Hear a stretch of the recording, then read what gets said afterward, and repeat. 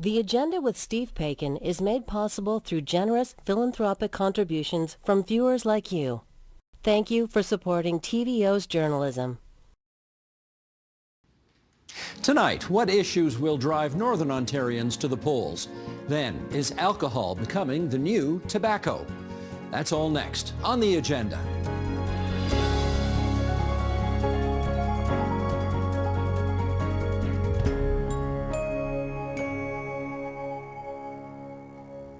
Voters will head to the polls in Ontario 3 weeks from today. And while there are issues common across the entire province, we also know that the experiences in Northern Ontario can be quite distinctive. Fewer services, longer drives for everything, not to mention what Trump tariffs could do to the mineral exploration sector there. What are the ballot issues that could energize people in the region? Let's find out from Wendy Landry, Mayor of the municipality of Shunya, just outside Thunder Bay. She's also president of the Northwestern Ontario Municipal Association. Livio Di Matteo, professor of economics at Lakehead University in Thunder Bay, and David Tabachnik, professor of political science at Nipissing University in North Bay. And we're delighted to welcome you three very thoughtful voices from Northern Ontario back to our program tonight. I want to go through each of you off the top just to find out what you believe the ballot question is for Northern Ontarians as we approach this 44th General Election Day. Okay, Wendy, start us off. What's the ballot question? Well, the ballot question for us in Northwestern Ontario is that municipalities in Northwestern Ontario are facing growing challenges of delivering essential services while maintaining critical infrastructure and addressing the needs with our present fiscal framework. And what we're looking for is what commitment will the new government make that will commit to redoing the fiscal agreement between the municipalities and the provincial government. Very good. Livio, how about you? Well, the overall ballot question that's going to be on everybody's mind, of course, is what the election has evolved into, which is tariffs. However, tariffs are a federal responsibility, and in a sense, it kind of diverts attention from northern issues, which in this particular election, notwithstanding what municipal concerns might be, I think healthcare is a major issue here, given that the physician and health professional shortage is still fairly substantial. And highway safety has been rearing its head, given the distances that have to be traveled in this region, given there's been a large number of transport accidents with highways shut down for, half a day or a day. So I think those will probably be front and center.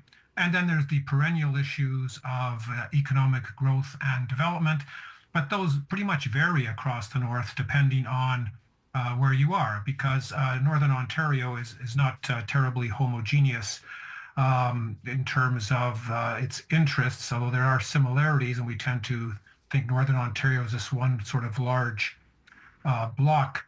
There's the Northeast, there's the Northwest, there's the north of 50 or the far north. Within that, there's the urban and rural north, there's the Indigenous north and the non-Indigenous north, the Francophone north. I mean, there's an awful lot of norths given the amount of geography that there is. And so, in a sense, each of these sub-regions will have its own interests. No, that's a great point. And I think people south of the French River need to remember that Northern Ontario is not only massive, but it is also distinctive in its different regions. So thank you for putting that on the record. David, how about over to you? Well, I think my colleagues on the panel here have covered quite a bit. I would say, just as sort of a broad ballot question, it would be long-term investment. What we need in Northern Ontario is not just investment in services or just resource investment, but long-term infrastructure investment. And I think this is kind of what the Ford government has attempted to do with a few of their projects related to a new supply line for batteries related to critical minerals, and then, of course, the building of electric vehicles in Ontario. The problem with that, of course, is the biggest customer for those vehicles is the United States. And with the new administration, a lot of those plans seem to be brought into question. The subsidy on electric vehicles in the States has been lifted. And then, of course, this tariff threat may make everything much, much more expensive as far as developing this critical mineral sector and the battery supply chain starting in Northern Ontario. Mayor Landry, there has been, I would say, a decent amount of talk about the early/snap election call of Doug Ford's south of the French River. How about north of the French River? Much talk about it up there? No, I wouldn't say that there's a lot of, there has been some discussion, but the minute we have a chat about why Doug Ford's government called this election, I think is understandable for most people here in the Northwest. Obviously, people don't like to see the money spent on an election that's early.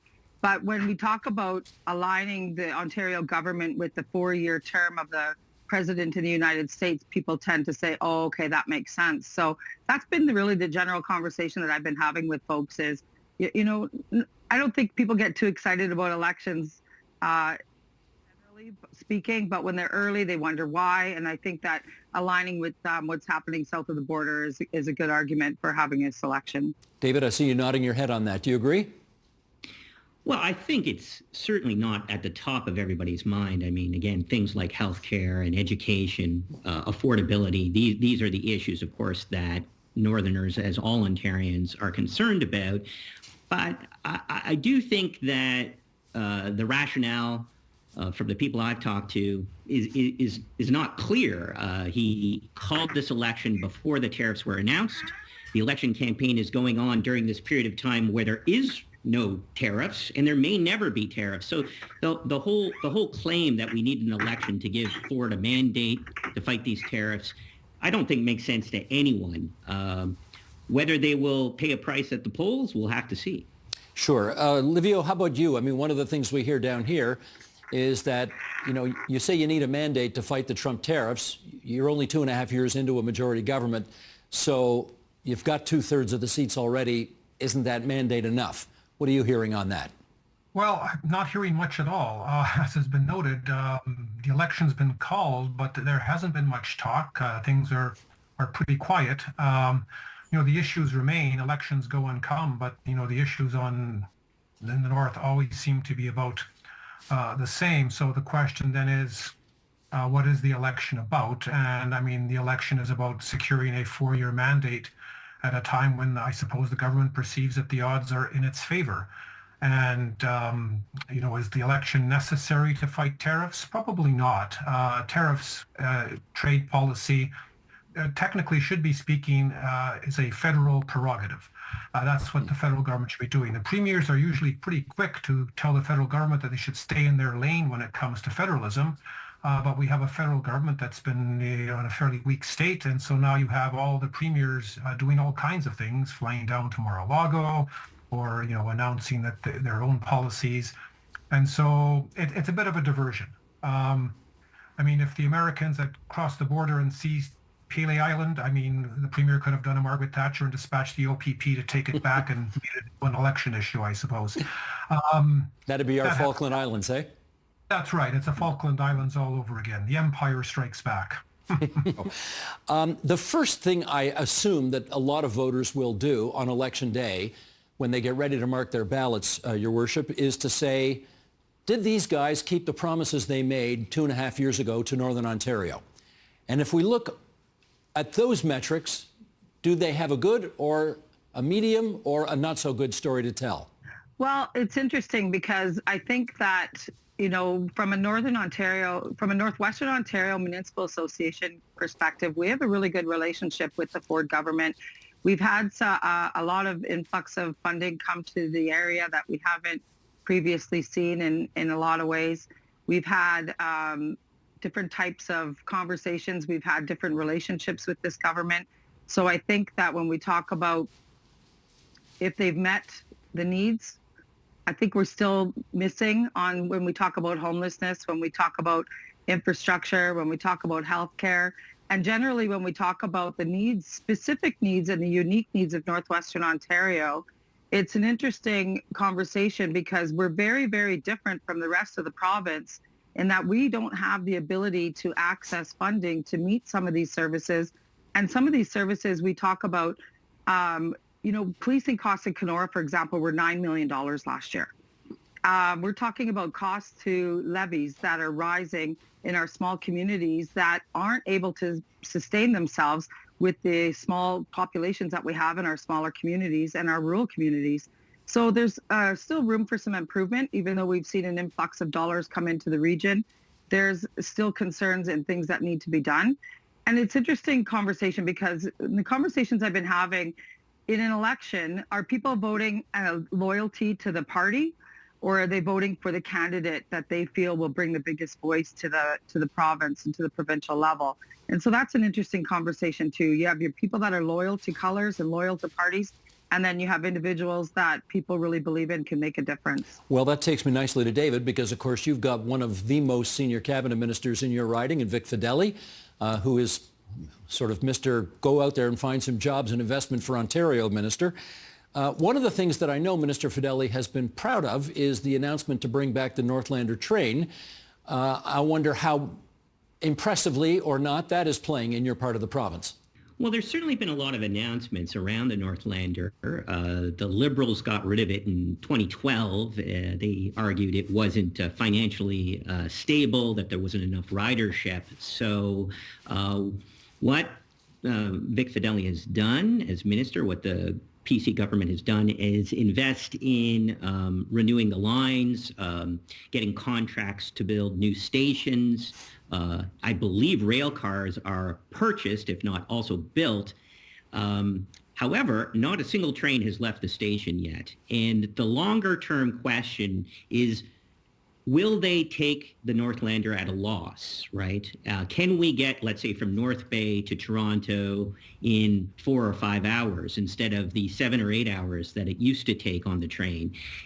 Those are big questions, because the economics of the Northlander haven't really changed very much. The fact that the government recognizes the need for such a train to connect the north to the south, I think, is important. The fact that they've invested in it, I think it's well taken by Northerners in North Bay and all the way up to Cochrane. And so I think it is a positive, but I think we're suspicious. We're still waiting for that train to leave the station, as I say. Understood. Well, we have an economist with us here tonight, so I should ask Livio about the economic advisability of doing this. We know, of course, it would take significant subsidies for this thing to operate. From an economic standpoint, in your view, is it worth it? That's a good question. It all depends on what you're trying to achieve. I mean, transportation has always been a major theme in the North. The region basically was opened up by a transcontinental railroad, which was heavily subsidized by the federal government. And the roads, in a sense, don't really support local traffic as much as traffic coming through. So in a sense, the transportation network in the entire region has always been subsidized in order to provide access to resources so they can be shipped out, etc. So, I mean, the Northwest and the Northeast are a bit different in terms of passenger rail. I mean, the rail issue is more of a Northeastern issue. I think highways are more of a Northwestern issue, given that there is no train service really any longer. So is it feasible? If you're willing to spend the money, anything is feasible. But I suspect it's not going to really be self-supporting in the long run. And so then the question is, what should take its place? Should it be some type of enhanced bus service? Should they spend more on highways? Whatever. And, you know, even the bus service isn't really quite there either. So pretty much people are left to their own devices. But again, it depends on where you live. You know, as I mentioned earlier, there are many norths. So if you're in the urban north, you know, what I like to call the N5, Thunder Bay, Timmins, the Sioux, Sudbury, or North Bay, well, all those cities have air connections. And so in a sense, passenger rail is not going to be as big an issue. If you are in some of the smaller towns outside of that urban core set of areas, then obviously road and rail are going to be of much more concern. And so, again, most of the votes are probably in those larger cities, and that will direct what the preferences of the government are going to be going down the road. Right.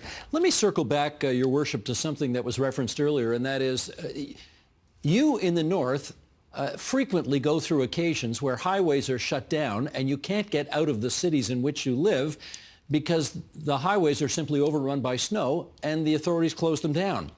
And I wonder if there's anybody who's sort of articulating the notion of having an election for the first time in 44 years in the dead of winter when it will be more difficult for people to get to the polls. Are you hearing that articulated at all?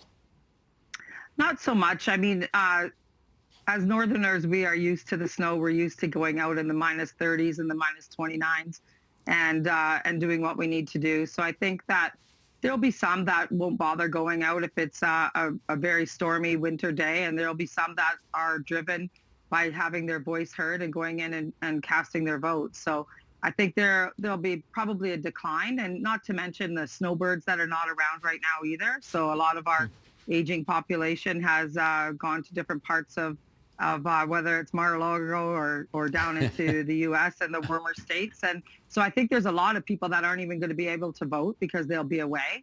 And but I think for the most part, Northwestern Ontario people are pretty tough folks. And if they have a drive and they want to have their voice heard and they want to make sure that they cast their vote, they will, no matter what the weather. But I wouldn't be surprised if there was a decline in numbers. Well, you're the only one of us here who's put their name on a ballot, or I shouldn't say put their name on a ballot, I should say successfully put their name on a ballot. And I guess I wonder, would you want to be canvassing door to door in this kind of weather? No, and I've spoken to my friends and the candidates that are running right now, and sticking those signs into 10 centimeters or 2 feet of snow and walking those door to door in that cold weather presents itself everything from frozen eyelashes to runny noses. So I'm not sure that's the way you always want to present yourself at a door when you're trying to get someone to vote for you. Bingo, bingo. All right, let me switch focus here, and I want to talk about Elon Musk for a second. People are asking, why would you want to talk about Elon Musk as it relates to Northern Ontario? Well, the answer, of course, is Starlink. And he managed to get the province of Ontario to sign a $100 million contract providing improved broadband to Northern Ontario and other remote areas of the province of Ontario. The other day, when it looked like the tariffs were still on, Doug Ford said he was going to rip up that agreement, unilaterally break that agreement. On the other hand, when the tariffs got a 30-day reprieve, he said, okay, I'll hold off on doing that right now. Livia, why don't we start with you on that? How is that issue playing out in Northern Ontario, in your part of Northern Ontario right now? Well, in Thunder Bay, it's probably not an issue. We have fairly adequate internet service. I think the issue is more when you start moving into the far north of the province, along the highway, for example. When you drive from Thunder Bay to the Sioux, the service is erratic. And so having something like Starlink would definitely be useful. It's actually a very good idea. But the on again, off again, I'm not certain what to make of that.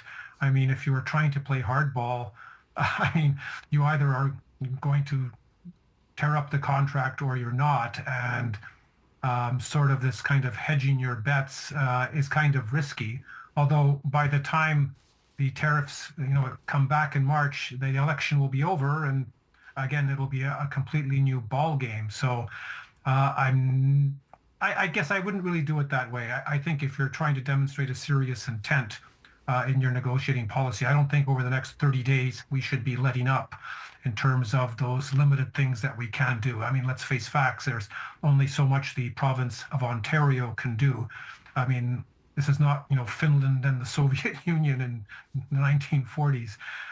This is going to be fairly tough. And I mean, the only tools the provincial government has are probably things like government procurement contracts, any type of government purchasing, since we don't have a tariff policy. And so, we basically signaled we're flexible in how we're going to approach that negotiation. And that probably might not demonstrate a firm enough resolve. David, let me get you to speak to this story, in as much as when we saw Doug Ford say, I'm ripping up this agreement with Elon Musk, I don't care. We've got to show that we're serious about fighting back on these tariffs. And I'm sure a lot of people thought, all right, good on you, Doug. But then in the next breath, they might have thought, oh, well, that means Northern Ontario is going to wait another 2 years to see its internet improved. So where are we on this now? Well, I think you really hit the nail on the head here. I mean, that technology is somewhat unique. Billions and billions, tens of billions have been invested in this. It's being used around the world. It's brought high-speed internet to places where it has never been before, including in the north, where it's very difficult, of course, to lay fiber optic cable. So and also the satellites don't function as well as this new technology. So this has been a long-held promise by both provincial and federal governments to bring high-speed internet to rural and remote regions, including in the north. And so on a whim, if I may say, for the sake of political rhetoric and perhaps a political win, tearing up that contract, I think, was very ill-advised. And even though very popular in the moment, in the long term, I think it would delay the delivery of high-speed internet to much of the province. When you cut up a contract and start a new process, new contracting process, new bidding process, it can take years and years and years. And so we've been waiting so long already. So I think it was ill-advised, if not politically popular.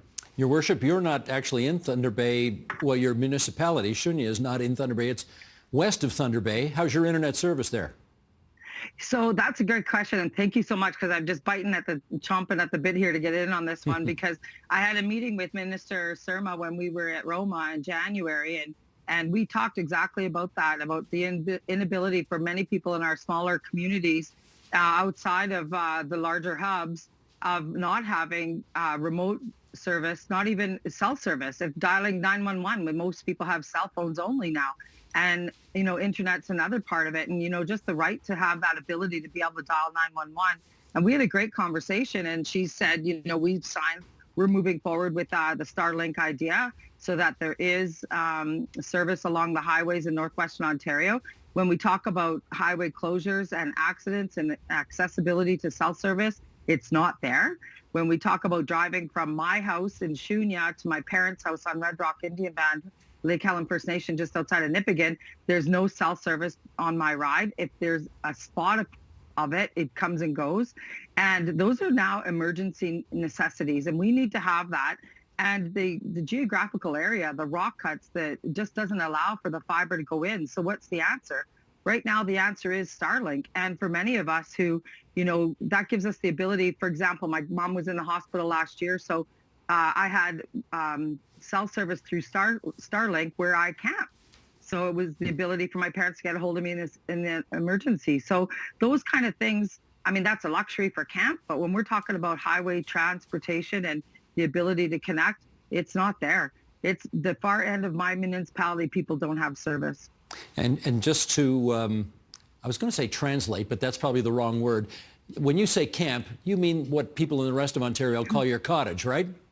Exactly. Okay. And let me do one more follow-up with you, and that is, just so I understand what your position is on this, is it your view that if Donald Trump comes back with the tariffs, Doug Ford should find some other way to punish Ford and his allies as opposed to ripping up this Starlink? You want the Starlink contract going forward regardless? Well, that's actually been a really big conversation just amongst my family, because we all have Starlink at our camps, and we use that service. And I think that if you're going to not do business with Elon Musk, then at least find another way that's reliable for us to do business, because I think cutting up that contract with him will hurt rural municipalities and mostly northwestern and northern communities. Gotcha. Okay, David, let's talk healthcare for a second here. And I don't have to tell you that the Liberal Party, for the last 2 elections in a row, has not found many willing ears or votes in Northern Ontario. They used to be very strong in the north, and they have not been for 2 straight elections. They are clearly choosing to place all their bets. They're all in on health care so far in this election campaign. They're leaving the tariff issue to Premier Ford, and they are saying, we think we can make some hay by pointing out how bad this government's record on health care has been. How's that playing so far? Well, it certainly does speak to a concern people in Northern Ontario have. Emergency room wait times are significant, sometimes well over 12 hours, if not into the 20 hours in some instances. Emergency rooms get closed down sometimes for a lack of staff. Obviously, we also have a problem with getting family doctors. So it does speak to voters' interests. The problem, I think, is that the Liberal brand in Ontario, as you suggested in your question, is just so damaged that I don't see them coming back in the region this cycle. They've been shut out, of course, in the last election. They may get shut out again if the polls have anything to say about it at the moment. So even though it's the right message, the right narrative to appeal to northern voters, I don't think it's going to translate into seats in the north. Livia, what do you say on that? Well, the healthcare issue is quite serious. If you look at physician vacancies per 100,000 population, they're highest of Ontario's 16 CMAs. It's highest in Thunder Bay. There's like 33 vacancies per 100,000 population. Greater Sudbury's a few notches down from that. Although there is a physician shortage in the province as a whole, believe it or not, if you are in downtown Hamilton, you can walk around and actually find buildings where they have signs that says taking new patients for family doctors. You do not see that in Thunder Bay. You definitely will not see it in Red Rock or a lot of the smaller communities. So that is a very serious issue. The provincial government, says they're going to fix that. The Liberals say they're going to fix that. The NDP say they're going to fix that. They've been saying they're going to fix that for years and years, and it still has not been fixed. And so, I mean, when you look at all of the major parties, none of them have actually been able to deal with shortages of healthcare personnel, etc. There seems to be a lot of money for capital projects. Thunder Bay, for example, is getting a cardiac surgery suite. That's great, all the money for that, but who is going to staff it? I mean, that is going to be a question down the road, and the government and the opposition really aren't able to answer how they're going to fix those kinds of problems. Most of the fights, I guess, Your Worship, in Northern Ontario have been between the Conservatives and the NDP over the last couple of elections.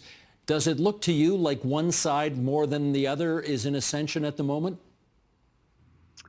Well, it's considering that we used to be a Liberal stronghold in the Thunder Bay Superior North and Thunder Bay Atikokan, and then with the election of Kevin Holland and the influx of funding coming to the area, and now we have some candidates in the Thunder Bay Superior North, it'll be interesting because, like I was mentioning earlier, if somebody's voting according to their loyalty to a party, then they would lean towards the NDP. But if people are thinking in regards to who's going to be in government and what that means for bringing money to the north, and they're going to be looking at the candidates, who's viable, who's strong.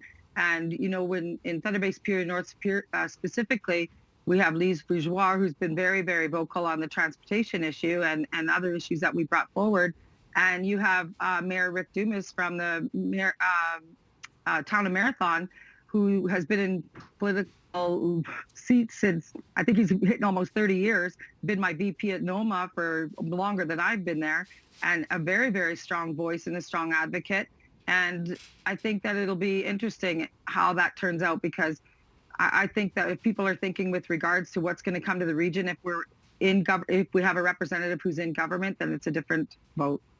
David, I've got 1 minute to go here, and I'm going to ask you a bit of a wild card question, because you folks in Northern Ontario are going to be celebrating Valentine's Day by watching a leaders debate. The leaders are all coming to Northern Ontario on the 14th of February to do that. If you had the opportunity to ask the four major party leaders any question at that debate, what would it be? Well, first of all, it's going to cost $130 to attend the debate. Right. So I'm going to have to raise some funds here, which I think is somewhat prohibitive for many of the voters in North Bay. But nonetheless, what would I ask them? Look, I would ask them, what is their long-term vision for the North? This is not just about one announcement following the other. As much as having the Northlander up and running, I'm more interested in long-term investment in infrastructure going forward for decades. And that means, in fact, not just looking at one election cycle or one party, but what Ontario is going to do for Northern Ontario in the long term. And I'd like the answer for that. Now, we have issues with First Nations negotiations, different environmental issues, changing agricultural sector. We have already tariffs on the softwood lumber in Northern Ontario. These are things that are ongoing. And so how is the North going to become prosperous, be growing financially, growing in population? These are my concerns. And frankly, none of that has happened in a generation. We have seen a relatively slow emptying out of Northern Ontario, and I want to see that reversed. That is a great question, and I hope the debate moderator is watching this program tonight, and we'll put that question to the four major party leaders. I want to thank, from left to right on our television screens, Livio Di Matteo from Lakehead University, David Tabachnik from Nipissing University, and Wendy Landry from the Northwestern Ontario Municipal Association. She's also the mayor of Shunya. Great of all of you to join us on TVO tonight. Many thanks. Thank you. Pleasure.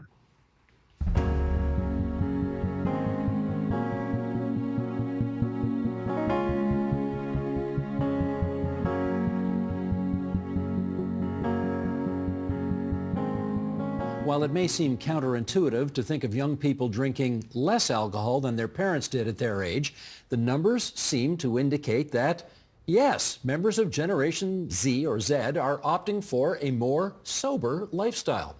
And with the rise of non-alcoholic options such as mocktails and zero alcohol beer, are we seeing a cultural shift at all ages away from booze? Let's find out. We're going to start in St. Catharines, Ontario with Dan Malik. He is chair of the Department of Health Sciences and director of the Centre for Canadian Studies at Brock University. And with us here in the studio, David Soberman, professor of marketing and the Canadian National Chair of Strategic Marketing at the U of T's Rotman School of Management. He's also a former marketing manager at Molson Coors.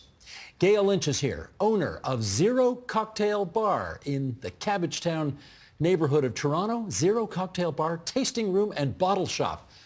I can't wait to go there. And Samantha Wells is here, senior scientist and co-director of the Institute for Mental Health Policy Research at CAMH, also a professor at the Dalla-Lana School of Public Health and the Department of Psychiatry at the U of T. And it's great to have you three here in our studio. Dan Malik, you are going to be so sorry in a minute that you didn't come to our studio today, but I understand you're a little bit under the weather. But we will let the suspense linger as to why I'm saying that. Let's just, Sheldon, can you bring this graphic up, please? We're going to just do a little fact file on who's drinking booze in Canada these days. From the years 2008 to 2023, there was actually a 12% decrease in Canadians per capita drinking. And the biggest decrease was among, as we suggested off the top, Gen Z or Z. Overall, the latest data show that men drink more than women, not a big surprise there. Age 18 to 22 is drinking less than any other group. People with the highest household incomes are drinking more, and people in rural areas are drinking more on average than people in cities. Okay, let's dive in. Dan Malik, why are we seeing a decline in alcohol consumption? Wow. We'll start right off the bat. It's a very, I'm sure it's a very complicated story. The evidence suggests actually that Gen Z is not drinking, is not drinking more, if you know what I mean. So if you look at the data from 2023, there was an Ipsos poll where actually millennials, there were more abstainers among the millennial group than among Gen Z, but they're drinking less. They're more often drinking less, if you understand what I mean. Like they're one more or two often drinks. drinking less. Okay, I think I got you. Yeah, as opposed, but they're drinking less. And there's some correlations between things like, as you noted at the beginning, income and, we've got this whole concern about the Generation Z not being able to afford homes and things like that. And at the same time, this is kind of a risk-averse generation, right? So there's this whole idea of the risk paradox where Generation Z is more concerned about things like, they're not having as much sex, they're not drinking as much, but they're quite willing to give away their data, right? So there is like an interesting shift in risk perception. And if you have a lot of information about the dangers of drinking that is being pushed out by a lot of some researchers, then it's easy to say, well, that's kind of risky. I'm not going to do it. Okay, let me get some feedback from Samantha here in the studio. In your view, why are younger people drinking less? Well, I think there are a number of theories floating around, and I think I don't think there's a single answer. I think it's complex, as Dan said, multiple factors. And I would say that one thing that I think is really important in young people is personal choice. You know, they are thinking about their health, and they're becoming more knowledgeable about the effects of alcohol on both acute and long-term harms. So they're more knowledgeable about these factors, and that in terms of personal choice, it's becoming more acceptable in their social environment, among their peers and so on, to remain sober. Well, let me pick up on that. To not drink alcohol. Right, because David, I know certainly back in our day, you know, you were kind of ostracized if you went to a party and you didn't drink alcohol. No longer the case? Well, I think the social acceptability of not drinking now is much higher than it used to be. As you said, you'd almost be chastised or made fun of if you decided not to drink. And I think it took a while before, even as a designated driver, you could sort of turn down a drink. That ship probably sailed about 20 years ago. But now, you'll often have a table full of younger people, obviously all of age because we're talking about licensed establishments, and you may have half the table that doesn't order an alcoholic drink, and nobody even bats an eyelash. And that's a big change from where we were even 5 years ago. Well, we've got somebody here. This is your business. I've left you for the end on purpose here. You own a non-alcoholic bar. Correct. Why did you set that up? I don't drink alcohol, let's start there, and I haven't for the past 15 years. I'm from the beautiful island of Barbados where rum is king. I love it. Didn't like the feeling. So for me, this was an opportunity to say, let me do something that I really like, which is crafting cocktails, and in an environment that creates equity for everybody, right? You can have your beautiful Negroni or vermouth with alcohol, and I can have mine without alcohol, and it's still beautiful. What made you think, that's your choice though, what made you think anybody else in this alcohol, it's omnipresent. What made you think anybody else would be interested in this? Because when I stopped drinking alcohol, it was about 3 to 5 of us. We knew that we needed to stop. So I'm from that era, almost 60, where we were really heavily drinking. Yeah. We partied, and party for us was dancing and consuming alcohol. We were able to say, let us only party by dancing and not consuming alcohol, because we felt awful the next few days, right? So there were so many of us that wanted to stop. Some of us did, and some didn't. And now I see those people, that age category, coming in, they're able to purchase, saying, hey, I need to cut back. Not, I want to stop, I just need to cut back. Gail, you have brought some product. Now, I must confess, I've never seen this before, but this is called Roots Divino. Correct. Aperitif Rosso. Yes. Roots, non-alcoholic. And I look at the back. Tina, you want to get a shot of that? I look at the back. Fat, 0%. Trans fats, 0%. Fiber, 0%. Sodium, 0%. Potassium, 0. Calcium, 0. Iron, 0. Okay, there's some sugar, 6% sugar. Dan, this is where you lose out, because we have product here. Everybody, we're going to try this. This is non-alcoholic vermouth. Vermouth. Yeah. Okay. Chin chin. Cheers. Chin chin. Cheers. Cheers. Let's see how this goes here. First a smell. Oh, sorry. Smell first, right? Absolutely. So Very think about good. a big ice, and we can sit, armchair, cross the legs if you like, and have a beautiful experience. I got to tell you, that is lovely. Yeah. That is really good. David, what do you think? I think it's actually very, very tasty. And I think that's one of the big changes that we've Correct. seen in these products. I think 5-10 years ago, if you had something that was sort of positioned as a non-alcohol spirit or a non-alcohol beer, it didn't taste very good. Didn't taste good. And now you can see the technology and the understanding that we have to produce products that deliver has gone up a lot. Sam, what'd you think? I agree, and I think it's fabulous to have non-alcoholic options that people can be comfortable going out and having a beverage that doesn't contain alcohol. I think it's a fabulous health choice, for so many people. And I agree, we were talking about earlier about social pressure and that feeling where for someone who chooses not to drink, 20 years ago it would be really difficult to say no.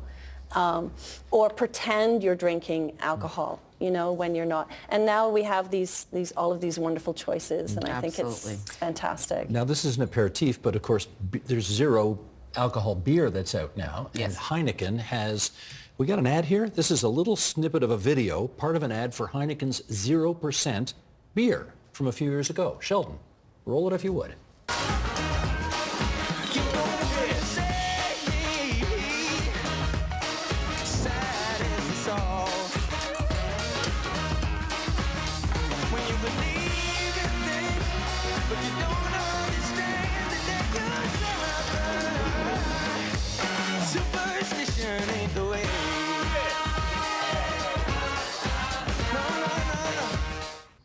Okay, first of all, great tune, right? Great song. Selling a particular lifestyle. Dan, what does this portend for you when you see non-alcoholic beer sold in this way?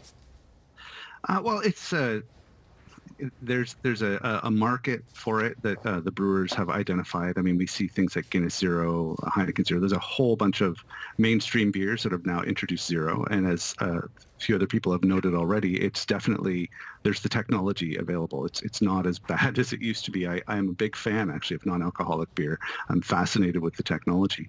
But then there's also this notion that it is breaking the stigma. I guess there's no song Stigma, so Superstition was a better song for that, of not drinking. Whether that actually works. I mean, I know people in the non-alcoholic community who are concerned still when they say they don't drink, that people are like, why don't you drink? Right. And my response when someone says they don't drink is like, okay.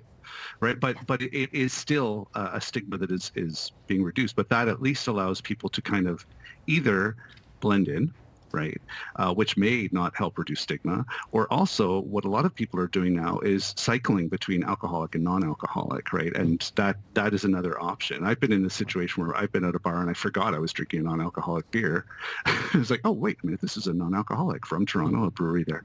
So it does, it allows that, it tries to break that stigma, but when you have something that is trying to mask as an alcoholic beer, I wonder if the stigma is just being hidden as opposed to being addressed. Well, let me ask Gail about that. Do you notice in your place that there is less stigma among increasing numbers of people for shunning alcohol? Absolutely.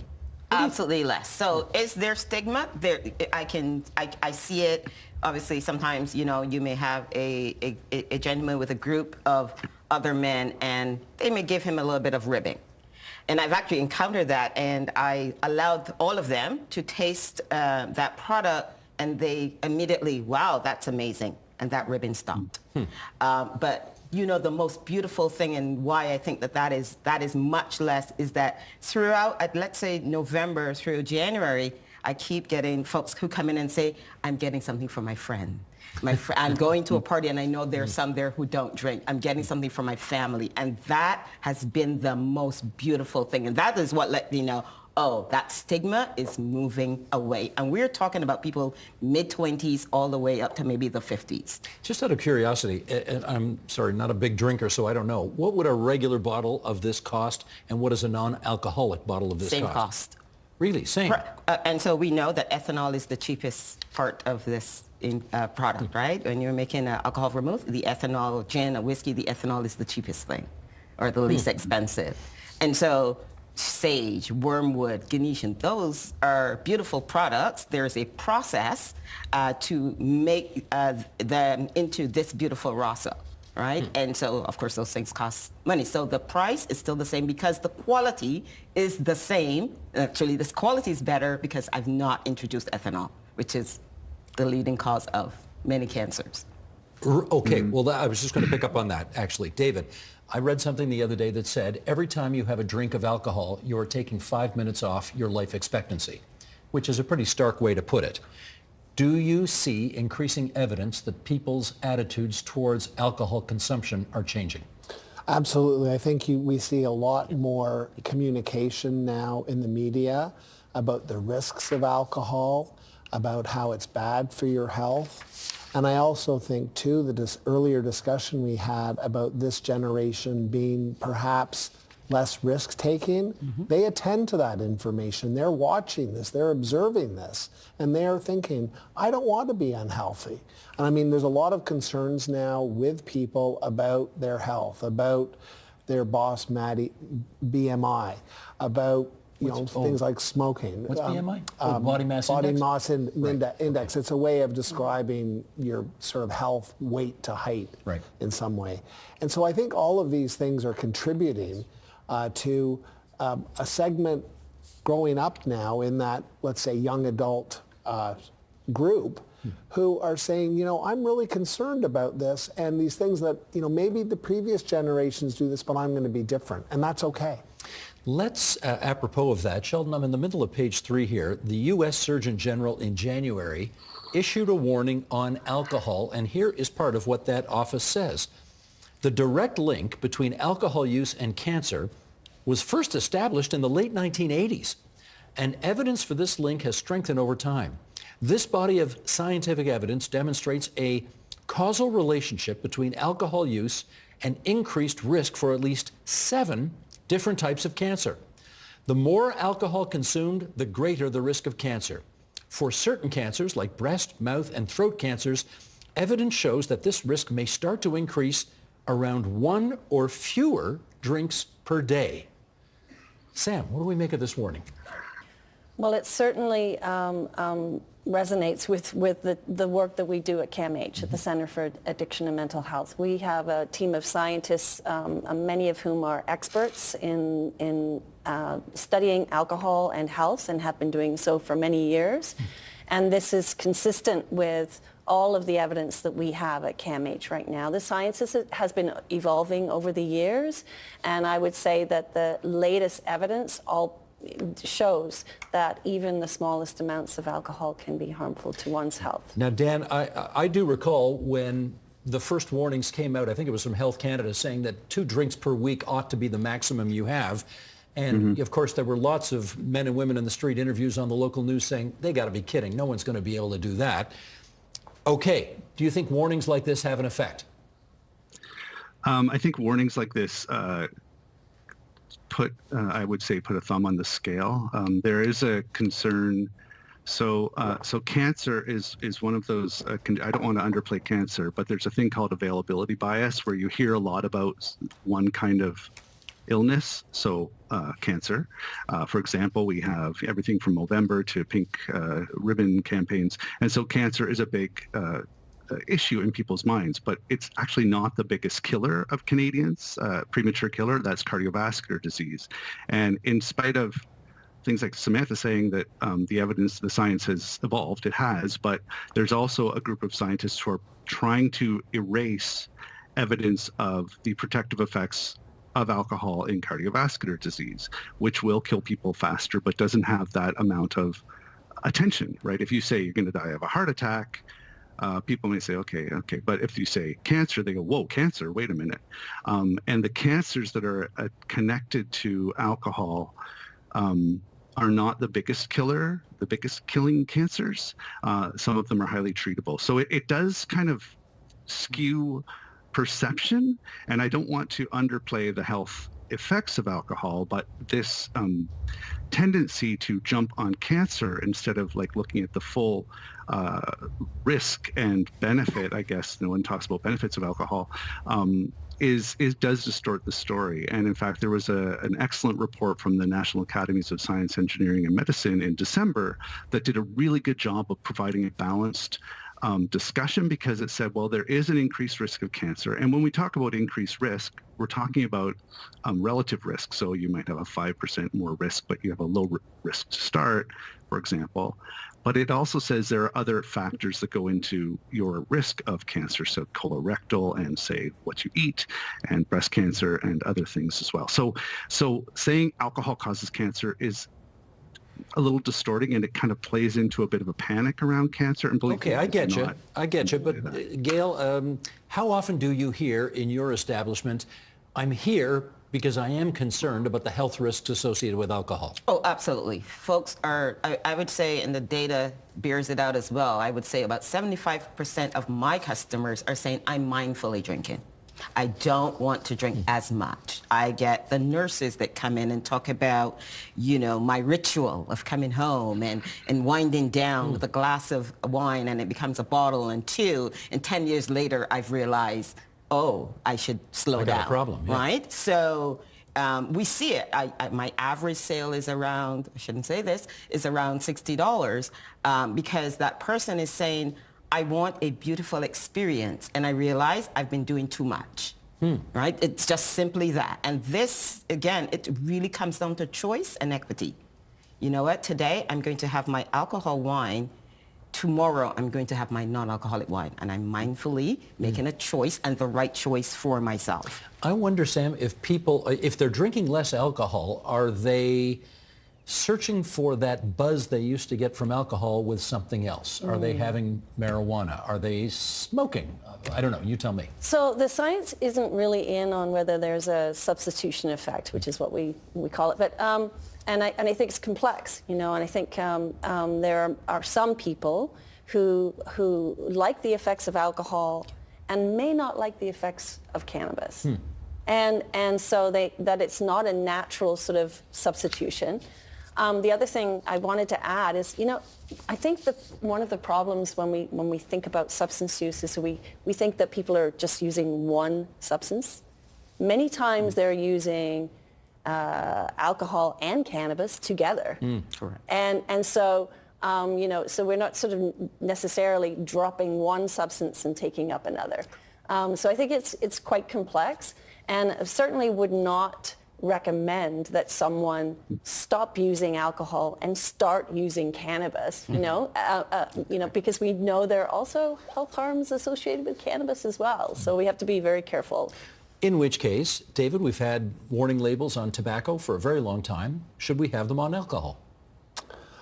In my view, I think warning labels are probably a good idea, because I think any time a person picks up something, we should make every effort that we can to make them aware of the risks. So my view would be yes. Is that going to be enough to cure the alcohol problem? And by alcohol problem, I mean sort of overuse of alcohol, which obviously with certain people is an issue. Probably not. But I think it's important to make people aware so that they can make informed choices. Dan, your take on warning labels on alcohol? Well, there's not a lot of evidence that it works. There was a abortive study in the Yukon where people put really big yellow frightening labels on alcohol in the liquor store, and numbers went down, but that was canceled when the liquor industry said that's our product. But the researchers who did that sort of took that study and said, look, there's evidence, because purchases of alcohol in the liquor store went down. That doesn't mean drinking went down. But at the same time, there's really, I use the term mixed evidence about the effectiveness of warning labels. And I would argue that if there are benefits, and the benefits are harder to track sometimes, the epidemiology may not follow it well, then maybe there should be information labels, but we won't see that. And another problem with warning labels is, where do you stop, right? So if everything has a warning label because there's risks on most things, then eventually it just becomes, people just ignore that. Sam, having said that, we in media, I think, tend to say 1, 2, trend. And you tell me if we can do that here. Are we really in an inexorable, are we moving in an inexorable direction where people are going to drink less going forward? It's a really good question, and I will say that I was studying the numbers last night, the CAMH especially data from the Ontario Student and Drug Use and Health Survey, so the OSTAS for that. So that's grades 7 to 12, and then also the CAMH Monitor, and those surveys have been running since 1977. So we have lots of data, and I'd encourage people to have a look at those numbers. And it's not a straight line, down. So it's kind of goes up and down, and so there's nothing to say that trends may go upward again. And especially, we know you showed that advertisement with alcohol, non-alcoholic beverages. The alcohol industry is very clever, and they want to sell their product, right? in whatever way they can. And as we saw with the tobacco industry, we saw a decline in tobacco use over year over year. And then what did we see? A new product. You know, e-cigarettes came out, and then we see this new generation of young people Vaping like crazy. So, I mean, I would not be surprised to see something like that happen in the alcohol industry. Trends change and substance use goes up. And I think the big message here is, you know, we should never sort of let down our guard. We need to always ensure we have policies in place that protect, especially our young people. So that would be, yeah. Last 30 seconds to Gail. How's business? Business is fantastic, but I want to give you data, right? So Canadian data, percentage change to the question you just asked. Montreal, $25.2 million in sales, non-alc products. That's a 10.8% change over last year. We're talking Montreal. Meaning increase. Increase. Okay. Toronto, 13.7%. Vancouver, 28.8%. Quebec, 9.4%, and Ottawa, 17.8%. And I would tell you that I don't think Quebec City has a non-alcoholic bottle shop, and most of these cities have one non-alcoholic bottle shop. The data speak. The data They speaks. always do. Shall we do one more for the road, everybody?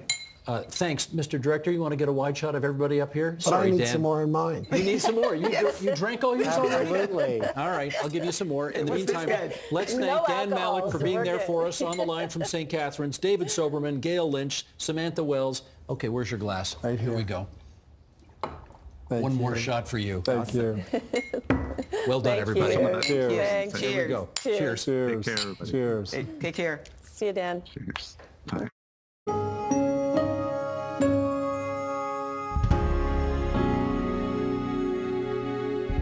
And that is the agenda for Thursday, February 6, 2025. Tomorrow, John Michael McGrath, yours truly, and some surprise guests from the Trillium. We'll bring you the latest from the election trail. Plus, actors Martha Burns and Paul Gross on their Canadian stage adaptation of Who's Afraid of Virginia Woolf, which is terrific. Go see it.